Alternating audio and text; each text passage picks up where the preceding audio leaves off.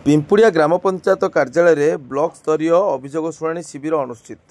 Sukinda block अंतर्गत पिंपुड़िया ग्राम पंचायत कार्यालय सोमवार दिवा 1 घटिका समय ब्लॉक स्तरीय अभियोग शुणाणी शिविर अनुष्ठित होता देखा मिली।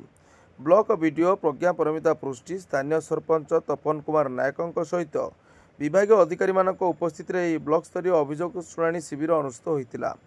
यह अभियोग शुणाणी शिविर में स्थानीय लोके विभिन्न समस्यार समाधान नहीं अभियोग पत्र प्रदान करथिले। जनसाधारण समस्यार स्थायी समाधान पर विभाग अधिकारी निर्देश देते ब्लॉक बीडीओ प्रज्ञा परमिता पृष्टि। ता सहित ब्लॉक बीडीओ प्रज्ञा परमिता पृष्टि किसी दिव्यांग मानू ट्राइसाइकल प्रदान करथिबा सहित स्थानीय पिंपुड़िया पतित भवन विद्यालय को जाई भोजन करी खाद्यर मान परखिथिबा देखिବାକୁ मिलिछि।